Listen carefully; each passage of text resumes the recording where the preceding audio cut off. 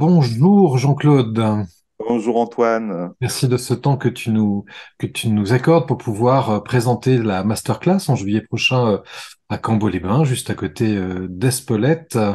C'est d'ailleurs la terre du piment d'Espelette où nous allons, donc je ne doute pas qu'il y aura un peu de piquant dans les thématiques que tu vas emmener, mais peut-être dans un premier temps pour les personnes qui ne te connaissent pas, juste voilà, en quelques mots, de dresser Ouais, ton parcours et tes fonctions actuelles. ok, ok. Donc moi je suis psychothérapeute, hypnothérapeute et aussi également anthropologue. J'ai un doctorat en anthropologie sociale depuis très longtemps, on peut dire ça, qui me sert beaucoup dans mes activités professionnelles et évidemment personnelles également. Et donc je suis président du Collège d'hypnose de l'océan Indien. Donc, c'est une association loi 1901 qui a pour but de fédérer les praticiens de l'hypnose sur l'île de la Réunion où je vis depuis 24 ans, bientôt. Oui, 24 ans. 23 ans en tout cas sûr. Et puis, voilà, et puis j'ai aussi créé l'Institut Milton Erickson de la Réunion, donc qui s'appelle CRÉer, justement, un centre de ressources et d'études ericksoniennes de la Réunion. Et, et, euh, et voilà, je pense que c'est bon par rapport à ça. Oui, ici, je voulais juste dire euh, on a déjà organisé un premier congrès international d'hypnose. J'en profite pour dire qu'on organise notre deuxième congrès international d'hypnose sur un thème passionnant dont on va parler tout à l'heure. Donc, fin novembre, 30 novembre et 1er décembre précisément, à Saint-Gilles-les-Bains, à l'île de la Réunion dans l'Ouest. Hypnosia est d'ailleurs l'un des partenaires de ce colloque et on se réjouit de pouvoir y être. Absolument. Et en préparation presque de ce colloque, il va y avoir effectivement en juillet prochain cette thématique que tu nous proposes. Est-ce que tu pourrais nous la présenter également en quelques mots? Oui, alors, en fait, cette thématique, c'est hypnose, c'est comment on utilise les éléments de la nature en hypnose. Alors, la nature, on l'entendra ici avec un N majuscule, c'est-à-dire à la fois les éléments de la nature naturelle et aussi, c'est-à-dire l'eau, les animaux, les végétaux, tout ce qu'on connaît de la nature, les pierres, etc. Et puis également des éléments de la culture, parce qu'on part de cette hypothèse que, et je partirai de cette hypothèse, qui a été avancée par un sociologue et ethnologue et chercheur en sciences cognitives aussi, qui s'appelle Dan Sperber, qui stipule que culture, faire société, ça fait partie de notre nature animale. Et donc à ce titre, les croyances, nos croyances, font partie de notre nature, comme si on ne peut pas ne pas croire. Et quand je parle là des croyances, je, je, je, je désigne là les croyances dans le surnaturel, de ce qui se passe après la mort, la croyance à la présence des défunts, des âmes, enfin, tout ce qu'on peut imaginer et qui peut être des choses avec lesquelles on est euh, en prise directe ou indirecte avec les patients, que ce soit par le biais de leurs croyances ou par le biais des nôtres. Et donc, on va dire que cette masterclass, donc c'est un thème qui me tient vraiment à cœur, je trouve ça profondément intéressant. Et cette masterclass, elle va se diviser en deux temps. Un premier temps de 2 jours où on va s'occuper des éléments, de comment on utilise les éléments de la nature. Alors vous allez me dire, bah, tout le monde va dire, bah ouais, bon, on le fait tous les jours, évidemment. Bah oui, oui, c'est vrai. Mais je vais appuyer, si je puis dire, sur la nécessité d'être dans une hypnose profonde, c'est-à-dire plus on sera dans une hypnose profonde, mieux on sera dans une hypnose profonde et mieux la métamorphose en animal ou en végétaux ou en minéraux sera hyper efficace pour pour que le patient puisse résoudre le problème qu'il aura à résoudre ou pour ancrer un processus de changement euh, euh, en soi. Tu sais, souvent, les gens, ils disent, ouais, ça va mieux, mais j'ai peur que ça dure pas, par exemple. Mm. Hein. Combien de temps ça va durer? Hein. Et puis après, ça va recommencer. Et donc, là, j'ai créé un processus d'ancrage, oui, un processus d'ancrage de ce processus de transformation qui est très utile pour les gens. Et on verra ça en même temps qu'on verra d'autres choses sur l'utilisation des éléments de la nature. Et puis, les éléments... Oui, C'est pardon. déjà pendant la première partie, je la trouve intéressante parce que je ne suis pas persuadé qu'on l'utilise tant que ça au quotidien. Je tenais quand même Ah à le bon? dire OK. et peut-être que c'est plus habituel à la réunion, mais déjà dans votre environnement, mais déjà OK. déjà, je trouve qu'il y a des éléments qui vont probablement surprendre, intéresser et que ça sera une nouvelle façon de pouvoir amener les choses. Et il y a effectivement cette deuxième partie que tu vas proposer également. Ouais. Alors, cette deuxième partie, donc autour des croyances, alors ça peut faire un peu peur parce que on n'aime pas trop ça, on n'aime pas trop se frotter aux croyances des gens quand même. Hein.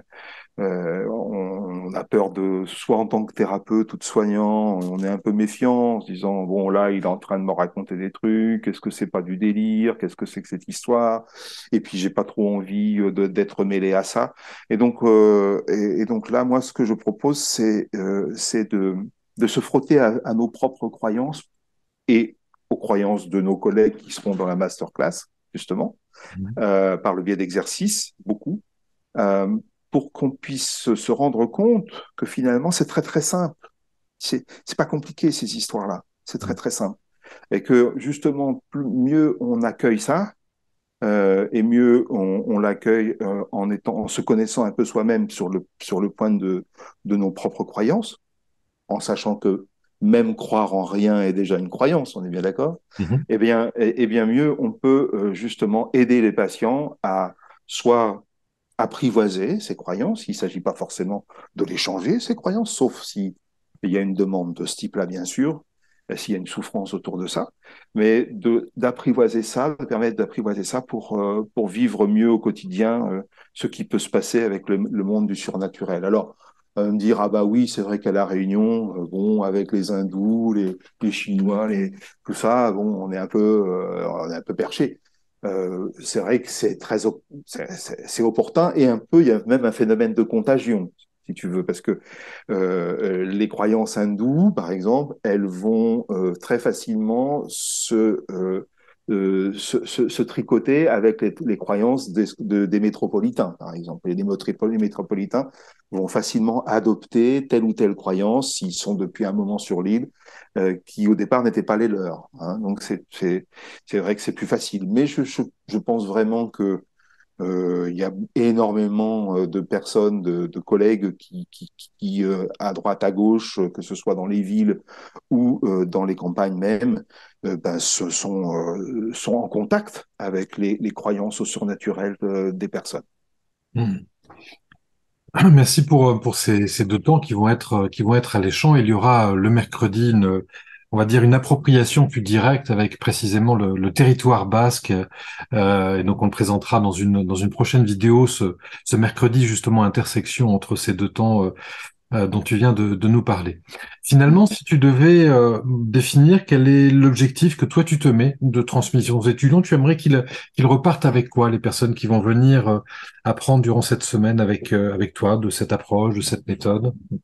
Eh ben, moi, je pense que j'aimerais bien qu'ils repartent avec la capacité de pouvoir euh, utiliser des éléments d'hypnose profonde pour